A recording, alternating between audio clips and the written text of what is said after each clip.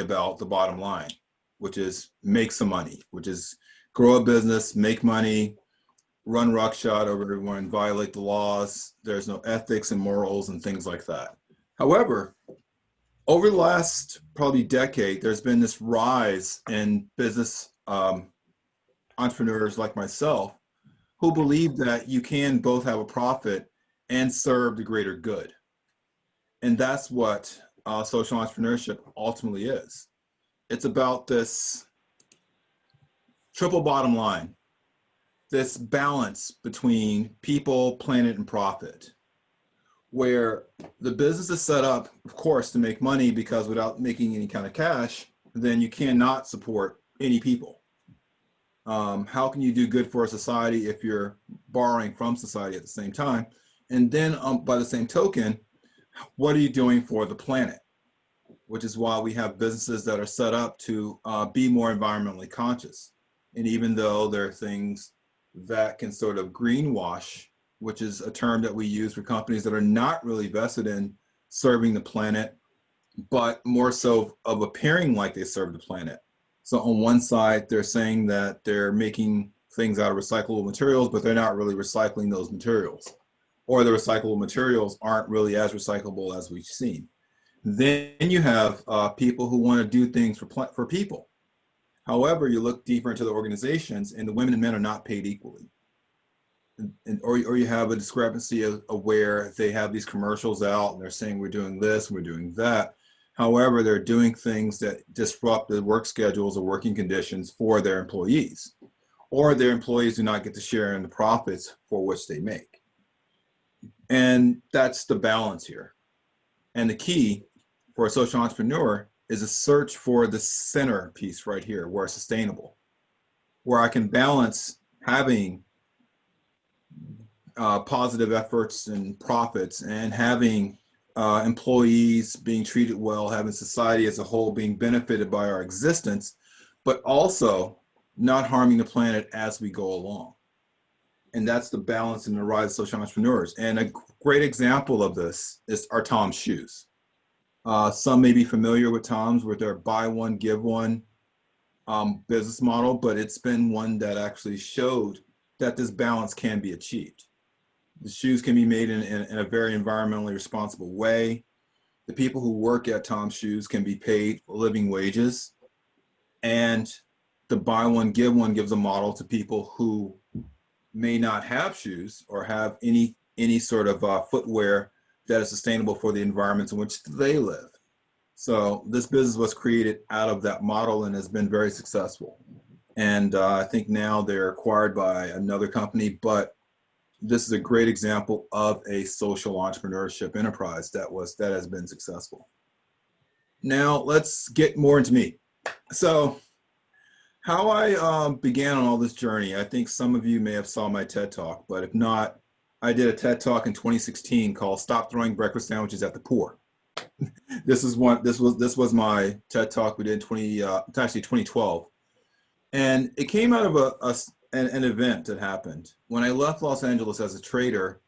My wife and I were in Lubbock, Texas. I was working at Home Depot, and on my way to work, this young man was asking for spare change as I was walking into this restaurant.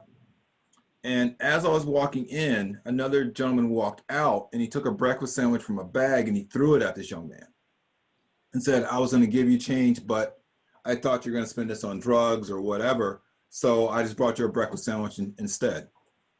He and I exchanged a few words and he got in his truck with a little Jesus fish on the back and he drove away. But that was Texas. So it got me thinking. Well, actually, let me go back. After he drove away, I spoke to the young man, made sure he was okay, and went in, got my order, came back and gave him cash. But after I gave him the cash, I turned around and said, "What did you really need the cash for?" And he said, "I needed it to get back to campus. I'm a college student and I just ran out of money and I need to catch a bus to go back home." And it got me thinking as to how much money we throw away because we don't ask people who are struggling what it is they actually need and then turn around and provide that.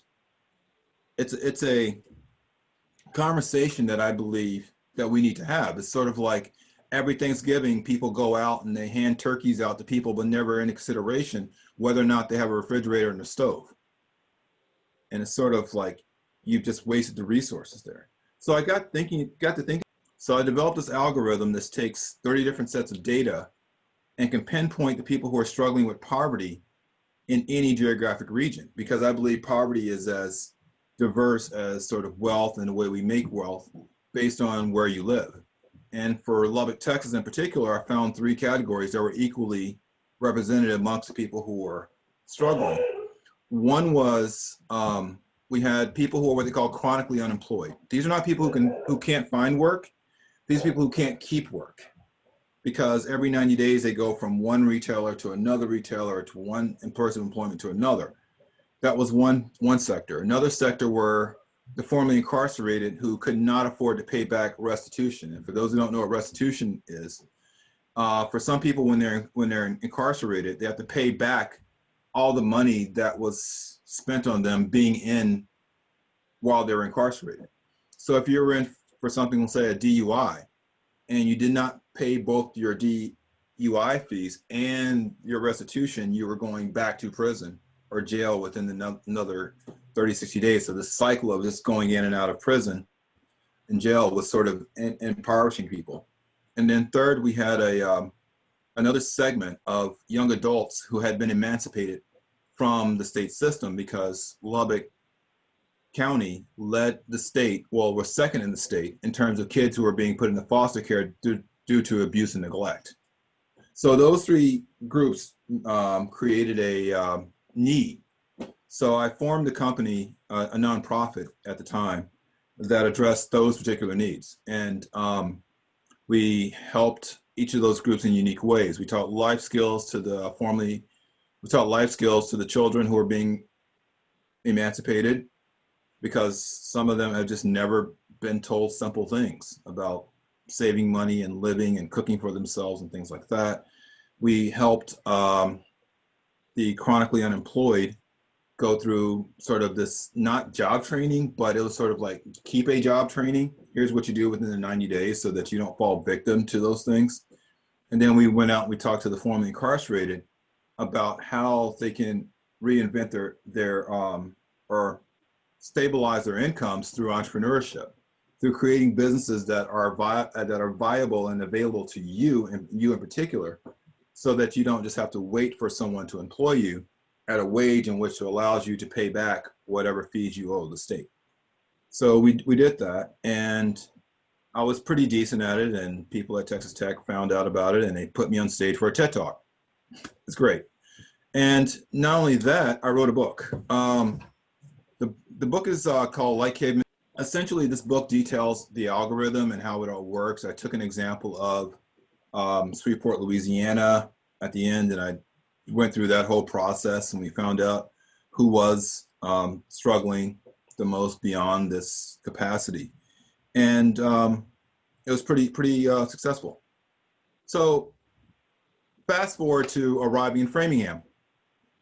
So one of the first things I did as I was figuring out everything with the business was I joined the Fair Housing Committee. I was chair of the Fair Housing Committee for a while, and one of my biggest pet peeves was housing, and how affordable housing is not really affordable, and how it's administered here in the city. Because we tend to have the situation where we think all affordable housing is Section 8, or people who make a certain income and below, when there's another facet of affordable housing for people who don't quite qualify for affordable housing, but then have to compete with people who do. So for instance, let's take the lottery that was at Alta Vista House just recently. When they talked about those apartments, there's a minimum income, but then there's a maximum income. So for instance, one person was, I think the maximum income was $77,000 or something of that nature. But if you look at that, if you look at that matrix of who can afford and who qualifies for affordable housing to live in some of those apartments versus who qualifies for reduced or free lunch, because like most parents, I just got that thing. the people who will qualify for free lunch aren't necessarily the people who will be going into these quote unquote affordable housing units. And so you have people who are trying to make ends meet and they're working. And this working poor has always been sort of my passion, because I believe that no one who works a 40-hour week should have to live in poverty where they wonder if they're going to make it from check to check. And so in fair housing back then, we were trying to address gentrification, but committee had no teeth. And so fast forward to what I do now. That's me. I'm also a board member of the Bethany Hill Place. And if, for those who don't know where Bethany Hill Place is, it's a wonderful organization. I think you should, and here in Framingham, you should look it up. But part of what I want to do is, beyond the business, is to do things that empower other people. But when I say empowerment, it's actually give you the hope that things could get better, but also provide this sort of platform or the structure to which we can all grow. So I just love being at Bethany Hill Place. It was a great picture. I want to use it. So my dream now with the 1854 Cycling Company is to have this huge building. We're fundraising right now for it. And in this building, I want to employ the formerly incarcerated. Because when I did the matrix for Framingham, I ran through the numbers, put all 30 different data sets in, and it came out that a majority, or 51% of all the female-led households in Framingham that are earning beneath the poverty threshold, 51% of those homes had children under the age of 18. Not only that, their median income was only $11,500 per year here in Framingham. Now imagine living off $11,500 per year here in Framingham and having children in the household. And now we add to that the fact that these women are also have criminal backgrounds that may or may not be nonviolent. And even a majority of the violent backgrounds come from things like domestic disputes with, and it's like, those are things that happen. However, it happens disproportionately to women, to where there's a situation where the woman gets in trouble with the law and she has this life sentence now towards poverty, which I believe is unfair. If you look at the data, men who are formerly incarcerated can also often find work and work themselves above the poverty threshold, but women are sort of held back. And so my goal with the 1854 Cycling Company was simply to create a place where they can earn a living wage. My people in this situation are those formerly incarcerated women. And it's biased because we have the situation now where people who have criminal backgrounds from all walks of life are struggling to find work, even in the midst of the crisis that we're currently in. And so to do more, I got to build more. And I really want to go into a factory such as the one you see yourself and create probably 120, 140 jobs that are paying living wage for people in this certain demographic. And it's been a long struggle. This is a picture from when we first started. There was a vintage bike show hosted by N+1 Cyclery, which is a wonderful place here in Framingham. And this is how we first started. And I really believe that this growth over the last 4 years that we've experienced is part of this ecosystem of social entrepreneurs. And I really believe that this is what's coming.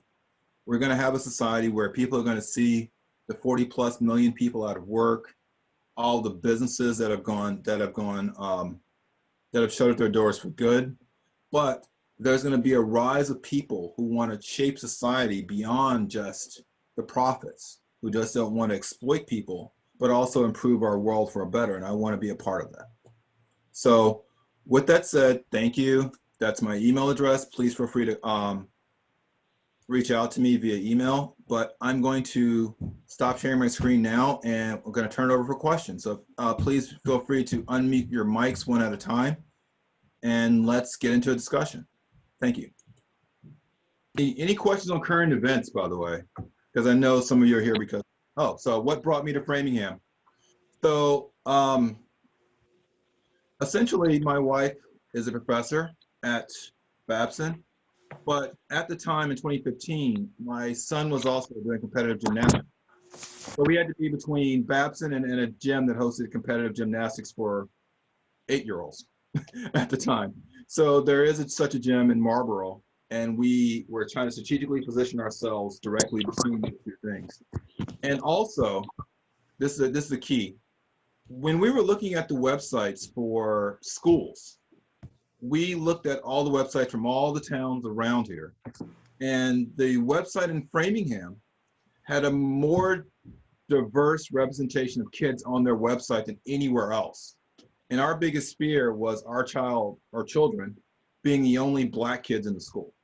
And because Framingham had a more diverse school population, it ultimately tipped our hat towards Framingham over Sudbury, Natick, and Wellesley. So, okay. Brandale. Yes. How are you? I'm gonna go to Mike first, and I'm gonna go to Cynthia. Go ahead, Mike. Okay. I just wanted to ask you, how is it that once the campaigns are behind us and some of us who like to do things have some time on our hands, what can we do to help you out? I would say actually the people who need the most help right now are the organizations we've sort of forgotten about. I mean, I'll be okay. I'm a for-profit business, so I'll be okay. However, we think about the Boys and Girls Club, think about Framingham, we think about the green conservative groups that we have here in Framingham, and Force. All these groups need people. They need hands, they need feet, they need advertising. We look at the Framingham Force. Thank you. we look at the Conservative Preservation Act. These groups need more support off topic when there's no elections going on. And I would say that to keep people's interest, go to where your heart is. That's my biggest concern. If you're feeling that you need to be with people of a certain demographic or children within a certain space, find those people, because that will keep you coming back when there's no other interest and other people will get bored or they'll walk away. I would say find that group, that's your tribe, and support it as best you can. Okay, let me answer some of the questions in the chat real quick. Cynthia, what do you think about the new housing that was just created in Framingham that I believe is entirely rental? Should we be creating more ownership options? Yes, we should, Cynthia.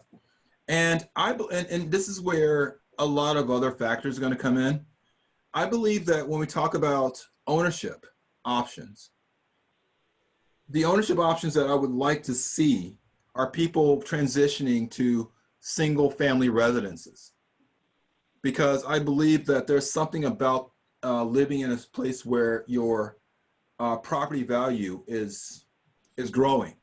Because we saw through redlining in other districts where people have been pushed into neighborhoods. However, their property values don't rise as quickly on one side of town as they do at others. And I believe that giving people to access to communities where their property value can grow is something that helps build wealth and builds people out of that poverty. Because home ownership is the key to a lot of success in society. Let me go on down. How can you tell if a business is green as they say they are, or giving their employees a living wage? Thank you, Maria, for that question. The answer is simply we have to go through social media. Companies such as Walmart I won't support, and I could say that, and because of the working conditions behind a lot of this, and being green now is something you could buy. But when you look at it deeply, is this really something that's going on? Because if you're still sending trucks and you're still using products in your stores that is not recyclable, or that are bad for the environment, however you get it from somewhere else, you get someone else to verify it, it's not as green as you think it is. And I'll answer the story behind the 1854 name. And let me skip over this and go to the B Corp movement, which is amazing. The B Corp society, for those who don't know, is what's called a benefit corporation. And it's a certification that you, once again, can set up. However, it's for companies that want to have a third party verify that they are doing a good benefit. So, but you don't have to necessarily have all three factors of profit of the triple bottom line. You can kind of create your triple bottom line. So there are places where we can do that, but it's more of a need for the bigger companies, the Patagonias, and a lot of the B goods, and those places can go to where someone else who's really interested can say, they've certified me, there's documents here that validate what it was my carbon footprint per year and things like that.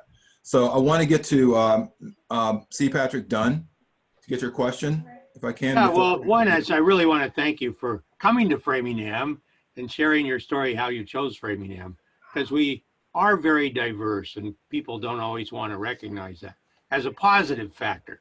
So as someone who was on the school committee and had 3 very successful children go through our system, I hope you think you made the right choice a few years later. But, you know, doing these things for Framingham and the people at large and pointing them out as clearly as you do is great. But I will say, it's not really a commercial, but it's the Community Preservation Act that we're working on. Thank you so much. And several of the goals you mentioned are right on target. And, you know, community housing, some people call it affordable housing, but people who have a decent job can't afford to live in Framingham. So, you know, I think some of us think we need to slow down and rethink how we're doing this. Do we need these mega apartments for upscale people who might get a train to Boston? Or do we need to do smaller scale stuff and make more livable housing right here in Framingham?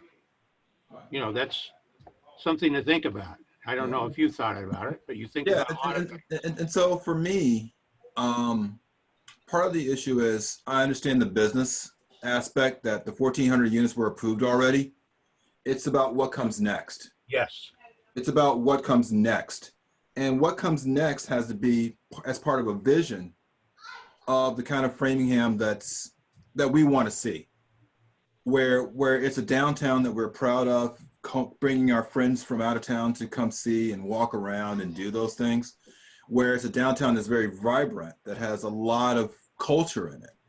And I believe it's there and it can be magnified. What I don't want to see is our downtown turn into a Starbucks, Old Navy type soulless place that we can get, you know, in any other place. I mean, we have a beautiful, vibrant place south of Wellesley, and I want to see that actually come, not Wellesley, but south of Waverly, and I want to see that actually come a little more north towards center of town. But that's me and my thing, so forgive me. But it's like we have this situation where we have an opportunity before us to make things a lot better than what they are. And I believe that because of what's coming, we have to really address how we want it to look from here forward, not here backwards. Because going back and re-fighting battles that were fought when we were still a town, I don't think is a fruitful use of our time anymore. But I believe that having a clarity on where we need to go next is what's needed. So I'm going to answer 2 more questions here in the chat. Please feel free to put more questions in the chat or raise hands. Let me go back to the story behind the business name. I think some of you know this already, but that was a bad assumption on my part. But even though I was not invited to the opening ceremony of Harmony Grove, I'm only staring at one person there.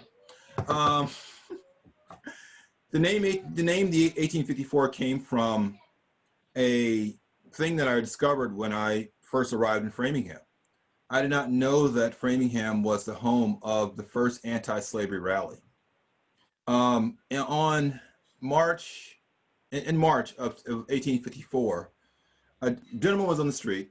He was a former enslaved person in Boston.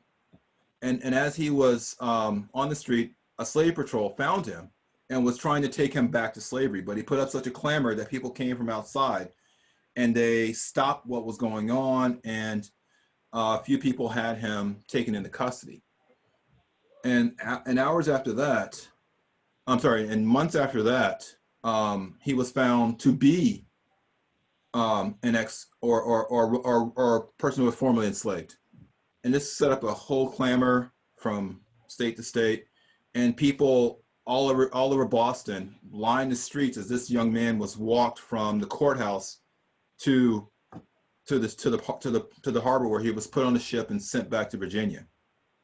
And this was in, I would think, May of 1854. And 2 weeks later, the Boston Police Department was founded to actually help those slave patrols get formerly enslaved people back on the boats if someone from the South came and said, "You're my former slave."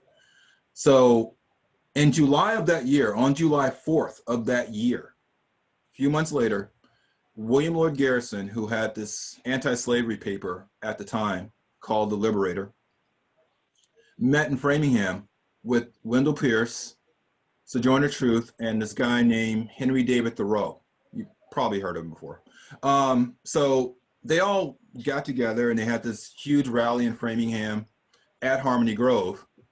And during this rally that was sort of the first of its kind, William Lloyd Garrison burned the U.S. Constitution.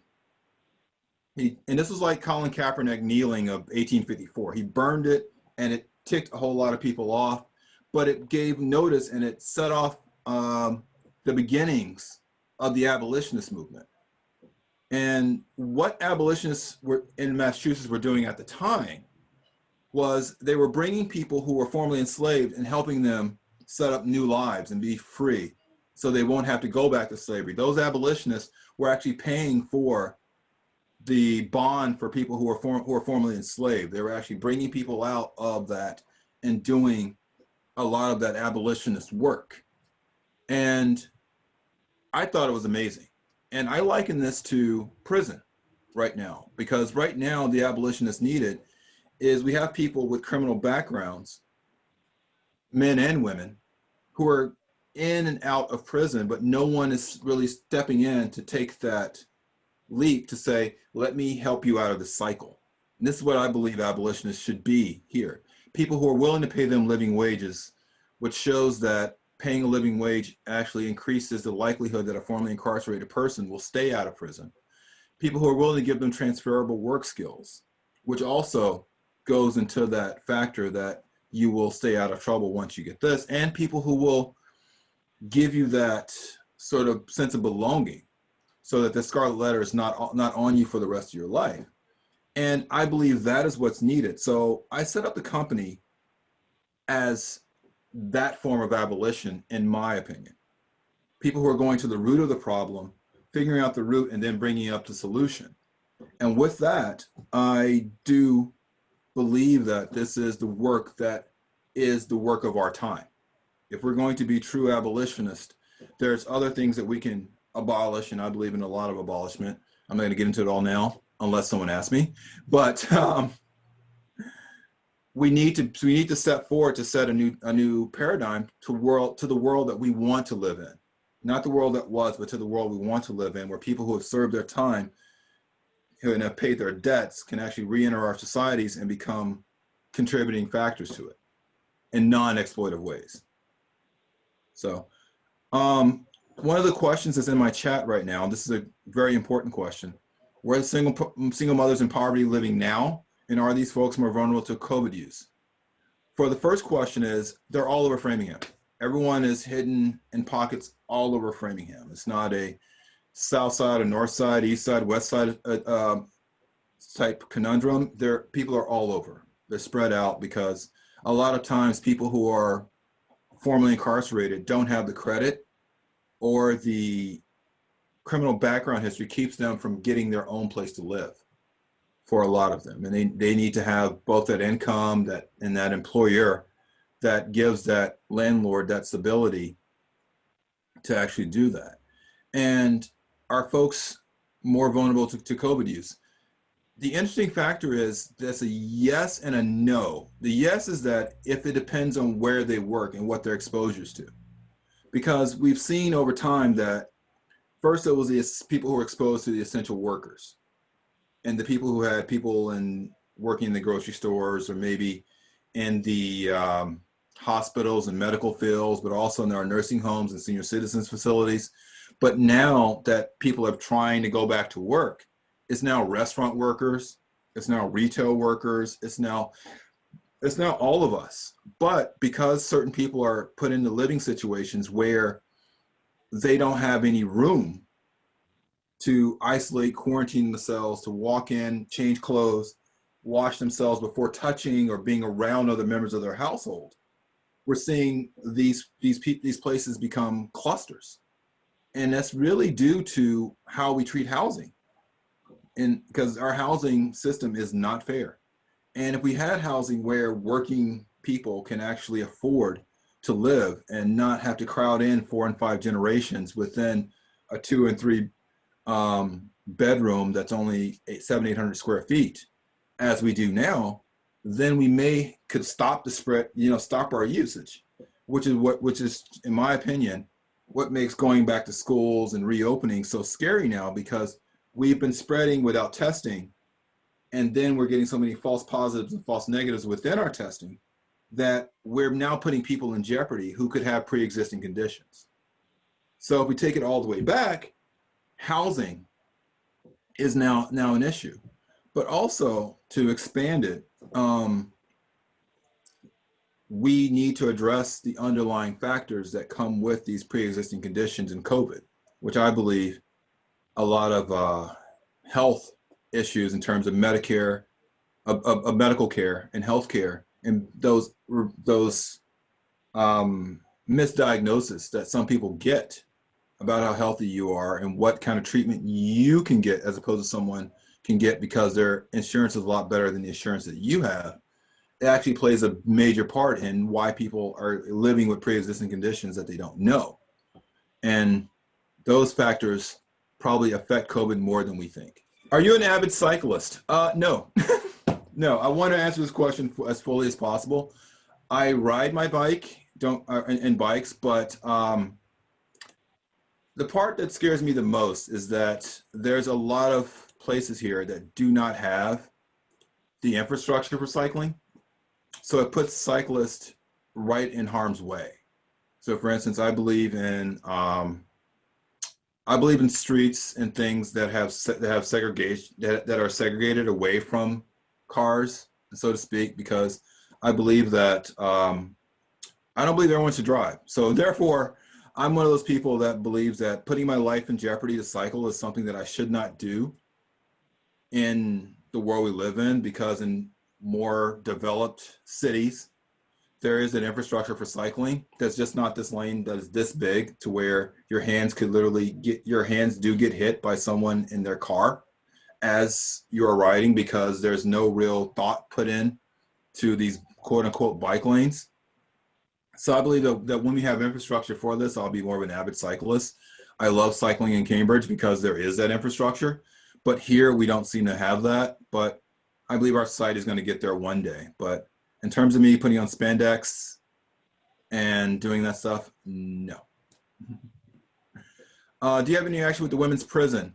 I had some at first, but I kind of pulled back because I really want to make sure that I have a place for them to be hired in that infrastructure, because there's such a need.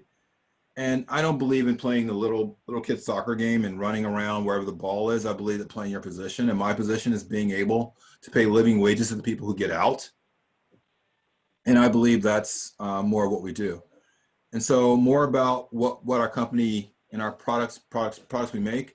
So this is where, like, I'm gonna blow a lot of stuff away, and I'm under a lot of like non-disclosures, but I'll just go into it a little bit if possible. We've transitioned from a consumer product to a business-to-business product. And our business-to-business product is this bike with a lot of technology on it. It's basically a mobile communications app on wheels.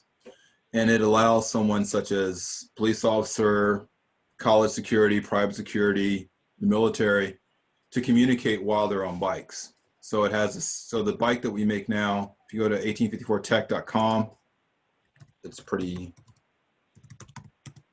You can see it. All right, I put it in the chat. It's pretty advanced. It's pretty advanced. And the deal with that bike is that to manufacture it will take a lot of cash, but it will also allow me to pay more people, more living wages. And the trainings that we do will not just be building the bike.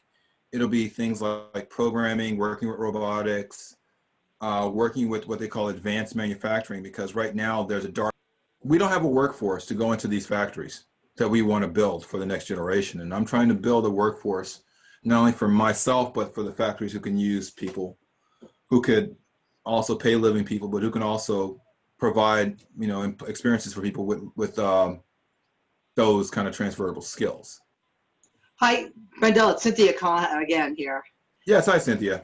So I'm curious when you said about the housing, yes, you believed in housing ownership, and yet you believed in single family housing ownership. And I therefore wonder if you're concerned that downtown Framingham and Framingham in general has spent money to create housing that even if it were to be owned would lose value, that the very nature of it is. And of course, now we have this moratorium on any more housing, and I was with you, of course, on the Fair Housing Committee. Oh, hi. Yeah. So I'm curious, definitely curious to hear more about that. So what it is that it's not that it will lose value. It was just that certain kinds of homes in Framingham appreciate faster than others. Does that make sense? And because of this like discrepancy of home value, this equity that we create becomes wealth for families that is needed over the long term. Because for those who've been through that experience, people take out loans against their homes to send their kids to college. That they take out small loans to do things like build their businesses. They take out small loans to do this and do that, and that kind of helps them transition through this process. The reason why I said that those homes won't appreciate as fast is because historically they have not. Even when we look at the high rises in some of these other cities, even though you pay three grand to live in this place, paying $3,000 on a freestanding single family home actually builds more equity and more value over time than this. Now, could we use those homes downtown as starter homes for people who are sort of just getting out of college, who are looking for a transition, looking for a place where they feel welcomed? Because right now there's a dearth of those places, particularly for Black people. Yes, we need those places to give people an introduction to what Framingham can offer as they save money and build themselves towards the ultimate goal of owning your freestanding single family residence. And I believe that should be the goal with those things that we've created. And the more people we do that, the more people we have on our taxpayer rolls, the more people we have here, and the more people that we have to help grow and just reshape us to the town that we want to be, because I believe that's where we get the ingenuity, growth, insight, and things that keep us from becoming a very stagnant city. That's what it's.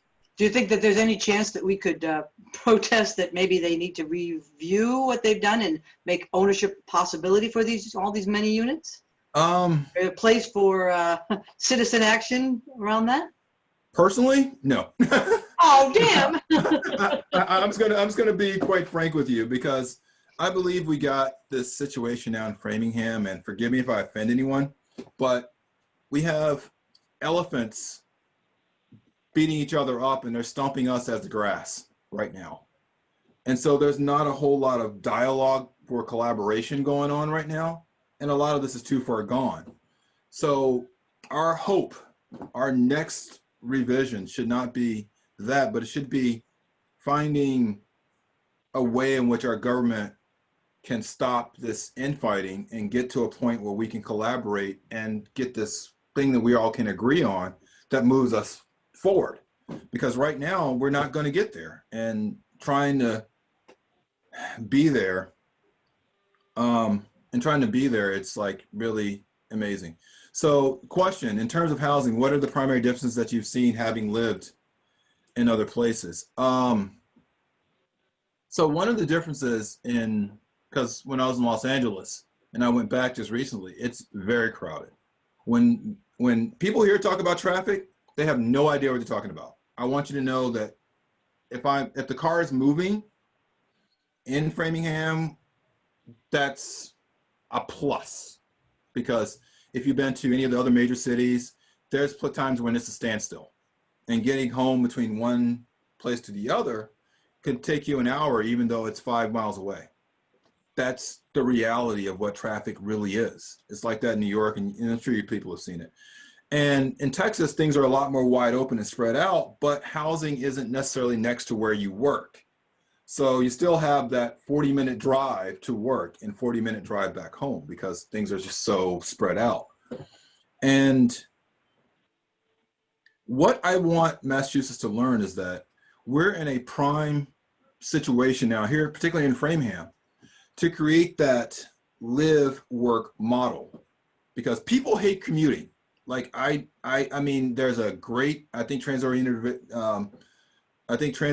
development is a great idea. I love it dearly, but there's a time in which people hate getting on and off that train. And if they could somehow stay closer to where they work and spend less time commuting to and from work, they do it. And I believe that having that infrastructure, but then also having the workforce base here, which is why I love the fact that TJ Maxx and Bose and these other places have incentives for employees who want to live downtown. I love that. I love that, because they know that if we can keep our workforce close, we can keep our workforce.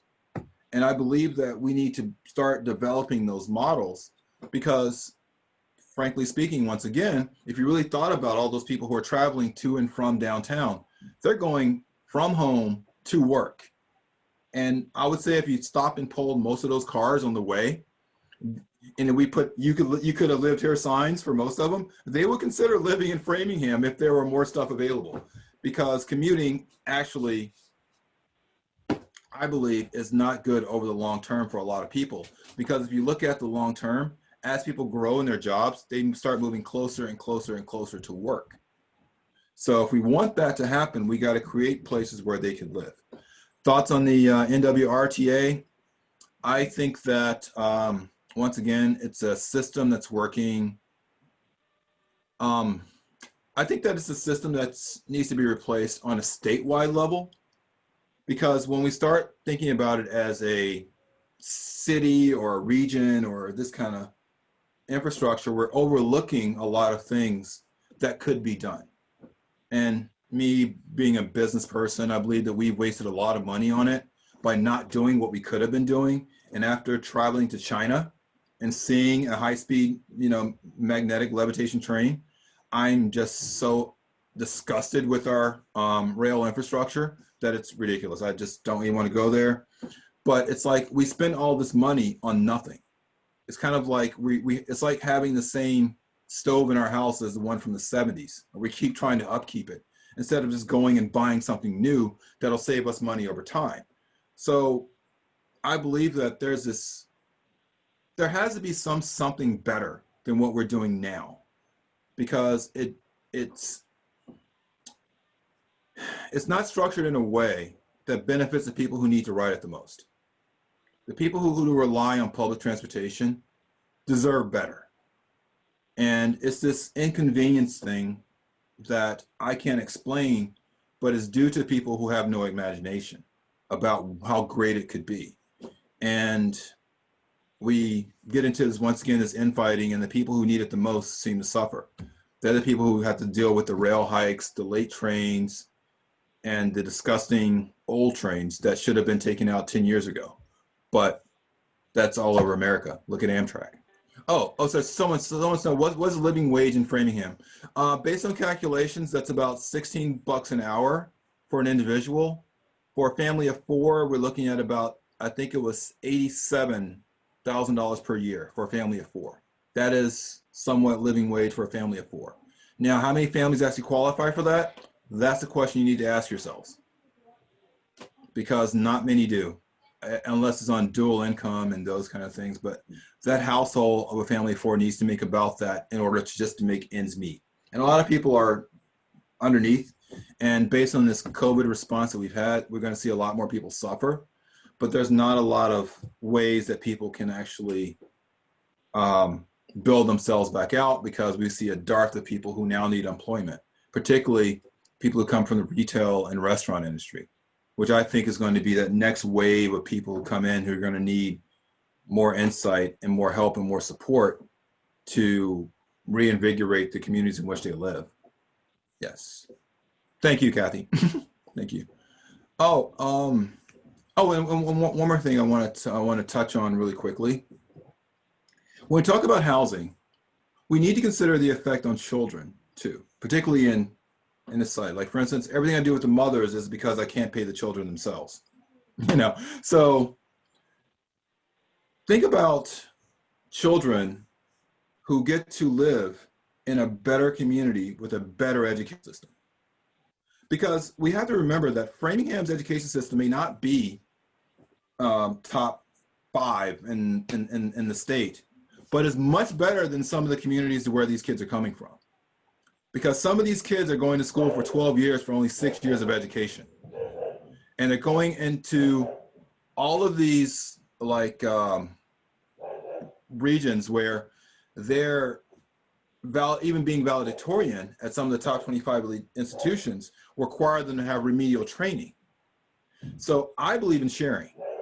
I believe that we share our schools with these children. I believe that if their parents are willing to relocate from wherever they are to Framingham, and their kids are able to go to our schools, that's a benefit for us, because now we benefit and change the arc of someone's life.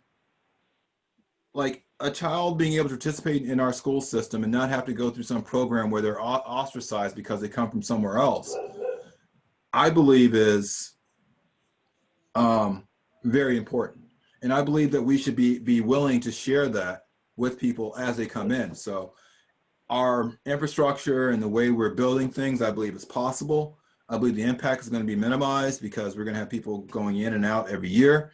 But I also believe that the long-term effect of this is going to add value to our city rather than take away that. So whatever monetary sort of impact we may have by having more children into our society, those children become adults who want to later contribute to the society. And I believe that is the ultimate goal of us being able to open ourselves to all those things.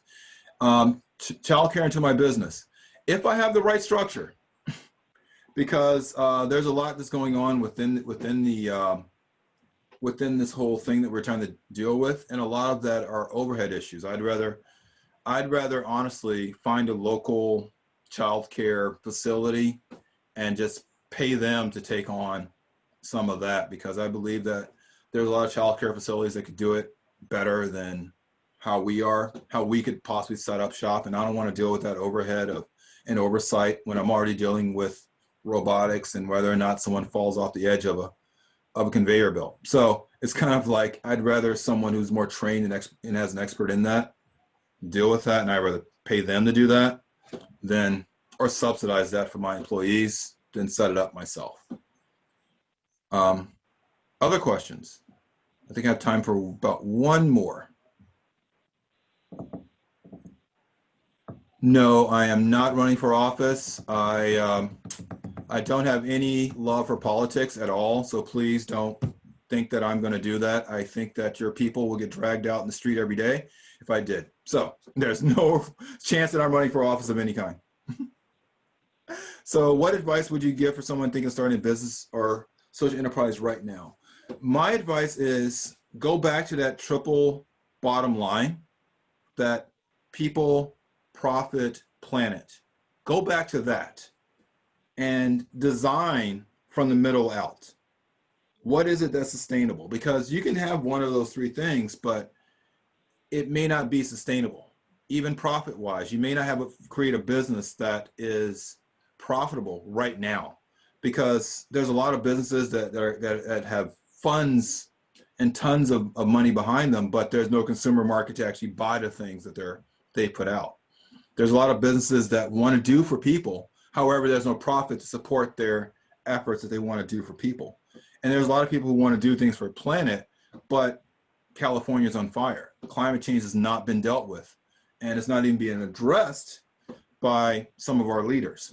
But it has to be done in such a way in which you design it to where it makes sense for what's going to happen next. And if the pandemic continues, is this thing going to be sustainable? Because one thing about making bikes for police officers in this B2B is that they're not going anywhere, and they will have a budget, they will have a need, and I can almost depend on that market not going anywhere. But I also have to depend on, or have some hope that the policing that we see now is not the policing that we will see 2 years from now.